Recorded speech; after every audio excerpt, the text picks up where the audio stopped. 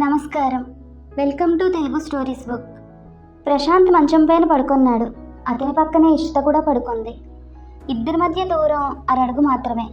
కానీ ఏం లాభం, ఆమెను చేరలేడు. సంవత్సరం నుంచి ఇంతే. సంవత్సర కాలంగా పస్తుంటున్నాడు.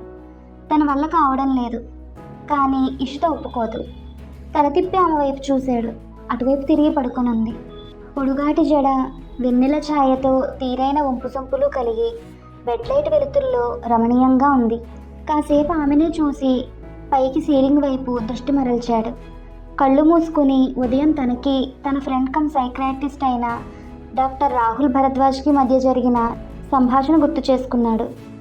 ఏంట్రో ఈ చెప్పా పెట్టుకుంటూ ఇలా వచ్చావు? అయినా ఇది నీకు ఆఫీస్ టైం కదా. గోడ మీద గడియారం వంక చూస్తూ అన్నాడు రాహుల్ భరద్వాజ్. కూర్చోమన్నట్టు చేయి చాచాడు. నేను ఇక్కడికి ఫ్రెండ్గా రాలేదు, పేషెంట్గా వచ్చాను కూర్చుంటూ చెప్పాడు. నీకేమ్మా ఈ రోగం? నాకు కాదు, ఇషితకి. ఇషితకి ఏమైంది? అదే అర్థం కావట్లేదు. ఏంటి ప్రాబ్లం? తను నన్ను కలవనీయడం లేదు. అదే ప్రాబ్లం. ఏమైంది? తెలియట్లేదురా. సంవత్సరం నుండి ఇంతే. సంవత్సర కాలంగా నన్ను దూరంగా ఉంచుతోంది.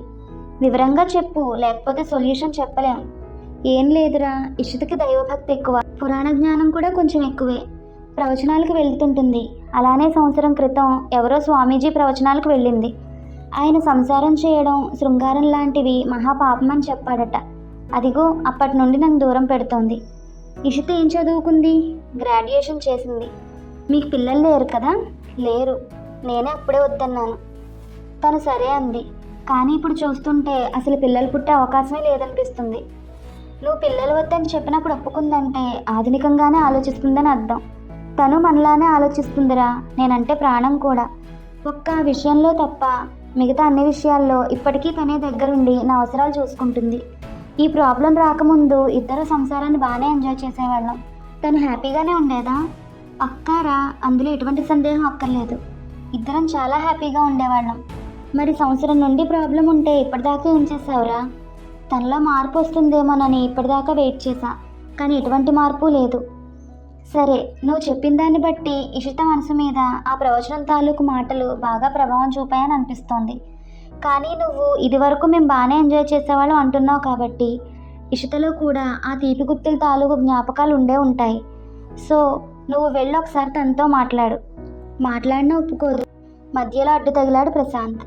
తెలుసు, అందుకే ఇషిత ఎమరిపాటుగా ఉన్నప్పుడు వెళ్ళి అమాంతం పట్టుకో. తను వద్దన్నా వదలకు. ఒక్కోసారి మనసు లోతుల్లోని భావాల్ని స్పర్శ ద్వారా మేల్కొల్పవచ్చు. నీ చేయి తగలగానే ఆమె తన సంకల్పం మరిచి నీకు దగ్గర కావచ్చు. ఒకసారి ట్రై చేయి. ఏదైనా విరుద్ధంగా జరిగితే తర్వాత స్టెప్ ఆలోచిద్దాం, ఉపాయం చెప్పాడు. కళ్ళు తెరిచి మళ్ళీ ఇష్ట వైపు చూశాడు ప్రశాంత్. ప్రశాంతంగా నిద్రపోతుంది. ఎటువంటి ఫీలింగ్స్ లేకుండా అలా ఎలా నిద్రపోతుంది అనుకున్నాడు. రాహుల్ ఉపాయం ఇప్పుడే ఆచరణలో పెట్టాలని అనుకున్నాడు. అనుకున్న వెంటనే చేతిని ఇషిత నడుం మీద వేశాడు. ఆమె నుండి ఎటువంటి స్పందన రాలేదు. ఆమెకు దగ్గరగా జరిగాడు. చేతిని పొట్ట మీదకు పోనిచ్చి చిన్నగా ఒత్తాడు. వదలండి. ఈసారి ఇషిత నుండి స్పందన వచ్చింది. ప్రశాంత్ వదలలేదు. తన చేతిని ఆమె ఎద మీదకు పోనించాడు. ఆమె కురుల పరిమళాన్ని గుండెల నిండుగా పీల్చి ఆమె మెడవంపులో తన ముఖాన్ని దాచుకున్నాడు. పెదాలతో ముద్దు సంతకాలు చేస్తున్నాడు. చేతితో అందిన కాడి నిమురుతున్నాడు. క్రమక్రమంగా ఇషిత ప్రశాంత్ వసంలోకి వెళ్ళిపోతోంది. ఆ విషయం ప్రశాంత్కి తెలుస్తూనే ఉంది. అందుకే మరింత వేగం పెంచాడు. ఇంతలో వివేకం మేల్కొన్న దానిలా దిగ్గున ప్రశాంత్ని విడిపించుకుని లేచి నుంచింది ఇషిత. ఉలికిపాటుగా ప్రశాంత్ కూడా లేచి కూర్చున్నాడు. ఇలా చేయడం పాపమండి, చెప్పినా అర్థం చేసుకోరేంటి అంది. ఇందులో పాపమేముంది? చెప్పినా మీకు అర్థం కాదు. మీరు కంట్రోల్ చేసుకోలేకపోతే చెప్పండి, నేను వెళ్ళి వేరే రూమ్లో పడుకుంటాను. అవసరం లేదు, నువ్వు ఇక్కడే పడుకో. నేనే వెళ్ళి వేరే రూమ్లో పడుకుంటాను.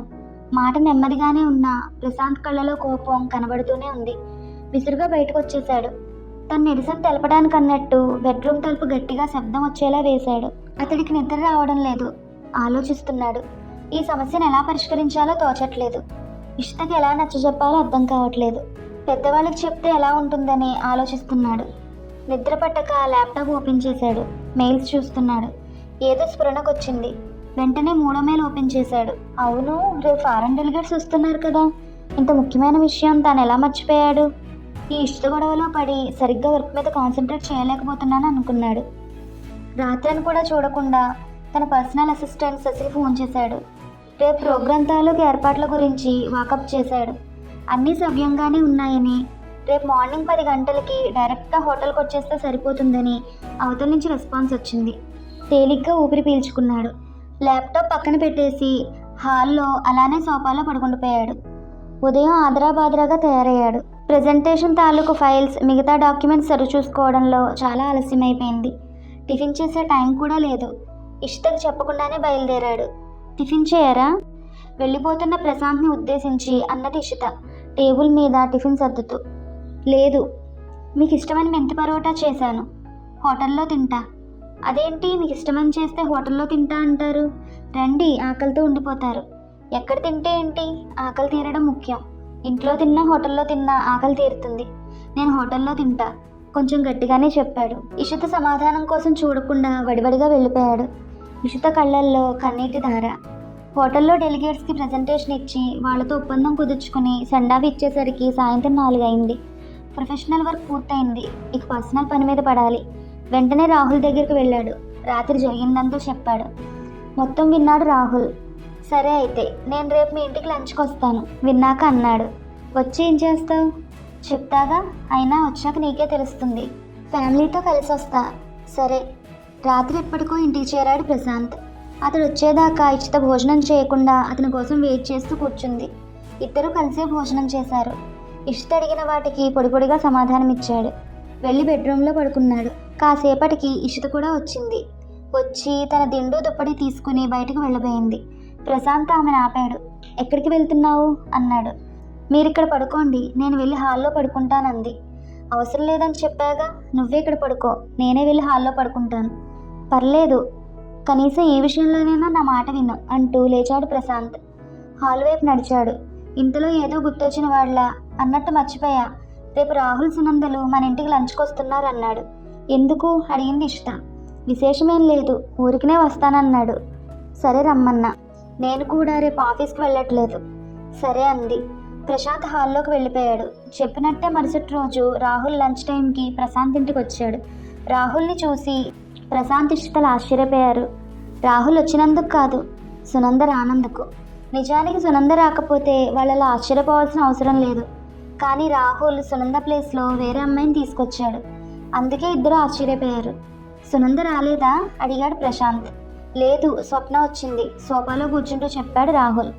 స్వప్న కూడా కూర్చుంది. ఎవరు? స్వప్న వైపు చూస్తూ అన్నాడు. నా భార్యరా. భార్య? గట్టిగానే అన్నాడు. అవును. భార్య ఏంటిరా? అబ్బో, అదో పెద్ద కథ. ఈ మధ్య సునందకు వైరాగ్యం ఎక్కువైపోయింది. సంసార సుఖాలను త్యజిస్తే గానీ ముక్తి పొందలేమని ఎక్కడో చదివిందట. అప్పటి నుంచి నన్ను దూరం పెడుతోంది. నిజానికి స్వప్నం పరిచయం చేద్దామని మీ ఇంటికి లంచ్కి వస్తానని చెప్పా. అంటే సునందను వదిలేసావా? చిచి, అటువంటిదేం లేదు. ఇప్పటికీ తనే నా ధర్మపత్ని. తిను జస్ట్ నా కామపత్ని అంతే. ఇప్పటికీ నా ఫస్ట్ ప్రిఫరెన్స్ తనకే ఇస్తాను. కామపత్ని ఏంట్రా? కామపత్ని అంటే తెలీదా? ఇష్టకు తెలిసే ఉంటుంది.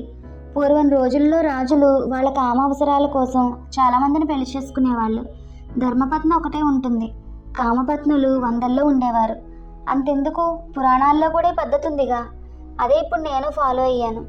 తప్పు కదరా? తప్పేం లేదురా, పురాణాల్లో కూడా ఉంది.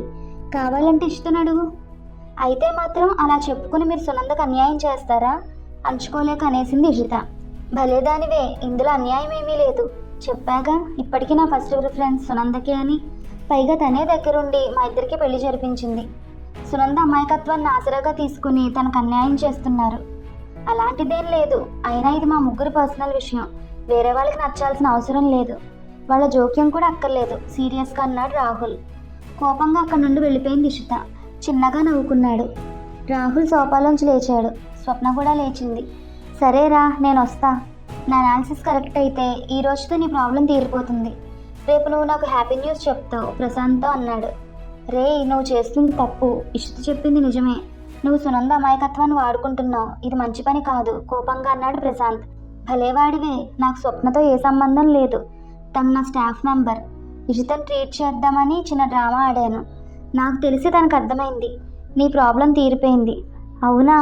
ఇంకా నమ్మలేకుండా ఉన్నాడు ప్రశాంత్. అవును, కానీ ఇషితకు వెంటనే ఈ విషయం చెప్పబాకు. తర్వాత నెమ్మదిగా చెప్పు. Enjoy the day. Good night. Rahul వెళ్ళిపోయాడు. రాహుల్ని పంపించేసి సరాసరి ఇషిత దగ్గరికి వెళ్ళాడు ప్రశాంత్. ఇషిత లోపల బెడ్రూమ్లో ఏడుస్తూ కూర్చునుంది. ఏంటి అలా వచ్చేసావు? గెస్ట్ వచ్చినప్పుడు అలాగేనా బిహేవ్ చేసేది అన్నాడు. ఇషిత మాట్లాడలేదు. ఇంతలో ప్రశాంత్ సెల్ మోగింది. పిఏ శశి నుండి కాల్ అటెండ్ చేశాడు. హలో శశి అన్నాడు. సార్, మీరు అర్జెంటుగా ఆఫీస్కి రావాలి. ఎందుకు? డెలికేట్స్ ప్రాజెక్ట్ అగ్రిమెంట్లో కొన్ని మార్పులు సూచిస్తున్నారు. మీరు వచ్చి చూడాలి. సరే, ఫోన్ పెట్టేశాడు. ఆఫీస్కి వెళ్తామని వెనక్కి తిరిగాడు. ఇషితకు మాట కూడా చెప్పలేదు.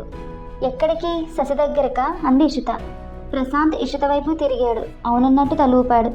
ఎందుకు? చిన్న పని వచ్చింది. నాకు తెలుసా పనేంటో. మీరు శశిని వాడుకుంటున్నారు కదూ? ఏంటి? అదిరిపడ్డాడు ప్రశాంత్. నటించకండి, నాకంతా తెలుసు. మొన్న రాత్రి మీరు రూమ్లోంచి వెళ్ళిపోయిన తర్వాత హాల్లో మీరు శశితో మాట్లాడింది మొత్తం విన్నాను. మీరు సరిగ్గా 10 గంటలకు హోటల్కి వస్తానని చెప్పడం మొత్తం విన్నాను. అందుకేగా నిన్న ఉదయం నేను చేసిన టిఫిన్ కూడా తినలేదు. ఇప్పుడు మీ ఫ్రెండ్ లాగా మీరు కూడా శశిని కామపత్నిగా ఇంటికి తీసుకురావడానికేగా వెళ్తోంది అంది. మొన్న రాత్రి ప్రశాంత్ శశితో ఫోన్లో మాట్లాడడం ఇషిత వింది, కానీ పూర్తిగా వినలేదు. ప్రశాంత్ 10 గంటలకు హోటల్కి వస్తానడం మాత్రమే వింది. ఆ విషయమే ఇప్పుడు ప్రశాంత్ ముందు అన్నది. ప్రశాంత్కి ఈ విషయం అర్థమైంది. వివరించబోయాడు. కానీ బల్బు వెలిగింది. అందుకే, అవును, నువ్వు ఊహించింది నిజమే. నేను శశిని కలవడానికే వెళ్తున్నా అన్నాడు. మీరు నన్ను మోసం చేస్తున్నారు. మీరు చేస్తుంది తప్పు. నేను తప్పు చేయట్లేదు. నీకు మోసం చేయను. రాహుల్ మాదిరి నీకే నా ఫస్ట్ ప్రిఫరెన్స్ ఉంటుంది. ఆ ఒక్క అవసరానికి మినహా మిగతా అన్ని సమయాల్లో నీతోనే. నువ్వు చెప్పిందే చేస్తా. లేదు, మీరు నా ఒక్కరికే సొంతం. వేరొకరితో పంచుకునే ప్రసక్తే లేదు. ఆ అవసరం ఏదో నేనే తీరుస్తా. అది నా బాధ్యత, హక్కు కూడా అంది. అంటూనే వచ్చి ప్రశాంత్ని వాటేసుకుంది ఇషిత. ముద్దుల వర్షం కురిపించింది. ప్రశాంత్ ఇషితను ఆపబోయాడు, కానీ కుదరలేదు. సంవత్సర విరహం అతన్ని అసక్తుని చేసింది. కోరిక కమ్మేసింది.